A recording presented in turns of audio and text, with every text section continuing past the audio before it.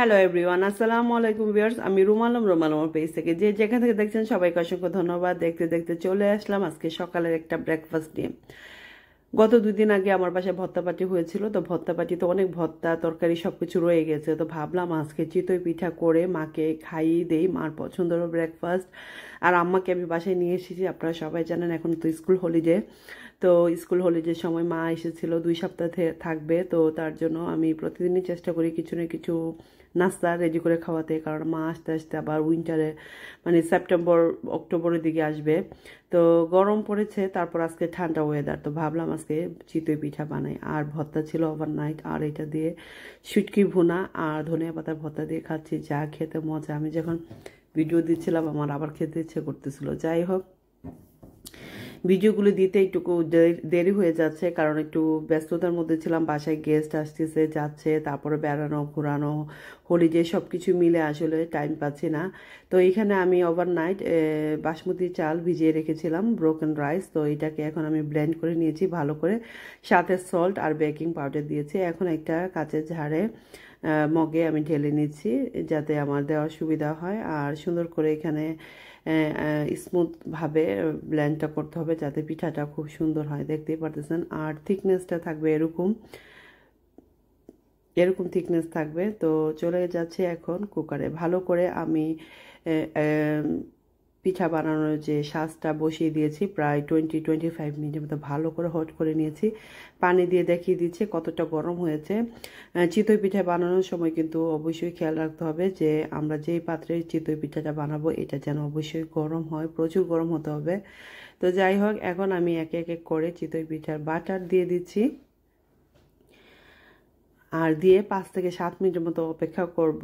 আর আমার এটা লোয়ার চিতই পিঠার সাজ, তো সময় একটু লাগবে, কারণ লোয়ার করে জানেন একটু আস্তে আস্তে হয়। আর হাই হিটে রাখবো, বড় চুলাটাতে দিবেন অথবা ছোট চুলাতেও সুন্দর হয়, তো বুঝে দিবেন। আর অবশ্যই চুলার হিটটা রাখতে হবে হাই। দেখতে পারতেছেন কতটা ফ্লাফি প্রথম বাটারই। আর এই চিতই পিঠা কিন্তু আস্তে আস্তে সুন্দর হয়, প্রথম 2-3 খোলা কিন্তু খুব খারাপ হয়। আলহামদুলিল্লাহ আমার প্রথম বাটারই খুব ভালো এসেছে। তো আর চিতই পিঠা বানাতে বানাতে আপনাদের হাত আসবে, যারা নতুন হয়তো হয় না তারা কিন্তু বানাতে বানাতে হাত চলে আসবে। যাই হোক, আমি একদম গরম গরম ভাজতেছি আর পিঠা দিচ্ছি টেবিলে, বাচ্চারা মা বসে গিয়েছে। চিতই পিঠা কখনো জমিয়ে রাখবেন না, চেষ্টা করবেন যে ফ্যামিলি মেম্বাররা যেন ডাইনিং টেবিলে থাকে, যাতে আপনারা একদম বানিয়ে বানিয়ে সার্ভ করতে পারেন। চিতই পিঠা কিন্তু রেখে দিলে শক্ত হয়ে যায়, হার্ড হয়ে যায়, খেতে এতটা টেস্টি হয় না, যেটা কিনা গরম গরম খেলে খুব বেশি ভালো লাগে। একদম দেখেন ব্যাক সাইডটা কিন্তু বার্ন হয়নি, একদম খুবই সুন্দর হয়েছে। তো এরকম করে আমি 2 খোলা বানিয়ে নিচ্ছি, নিয়ে ডাইনিং টেবিলে চলে যাব।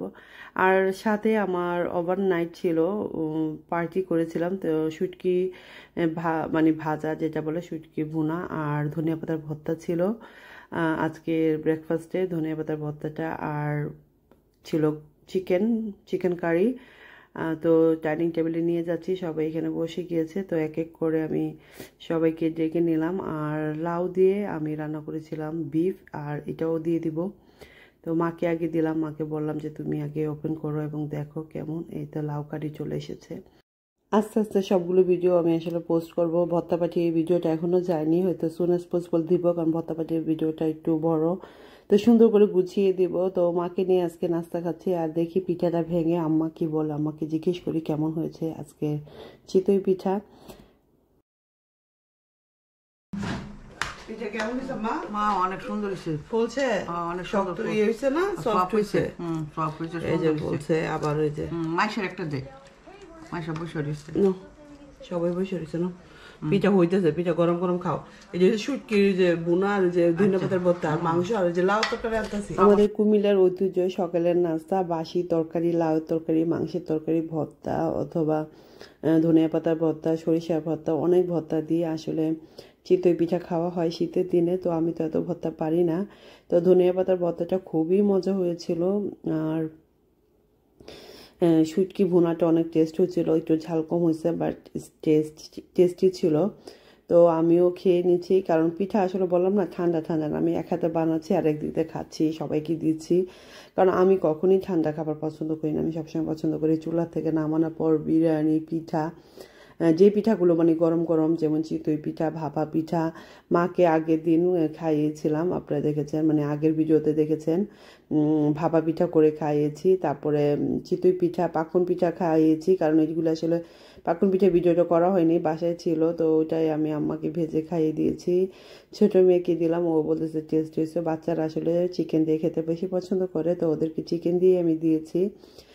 চিকেন ভর্তা, বাচ্চারা চিকেন নিয়েছে আর আমি আমার আম্মু ভর্তা দিয়ে খাচ্ছি, কারণ ভর্তা দিয়েই টেস্ট অনেক বেশি।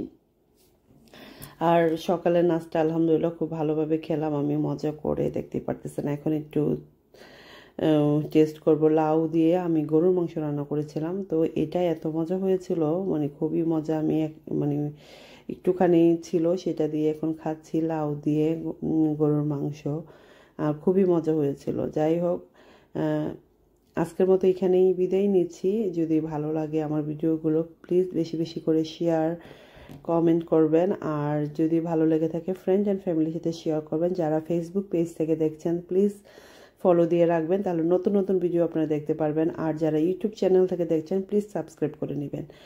আর আমার ভিডিওগুলো কেমন লাগে অবশ্যই কমেন্ট করে জানাবেন। আগামী পর্বতে আপনার সাথে শেয়ার করব আমার হলিডের ব্লগগুলো চলে আসবে, কারণ আস্তে আস্তে করে এক এক করে ভিডিও দিব, কারণ আসলে জানেন সংসার সামলিয়ে আমি এটা অবসর সময় আমার স্পেশালি ভিডিও রেকর্ড করতে বা ভয়েস দিতে একটু সময় লেগে যায়।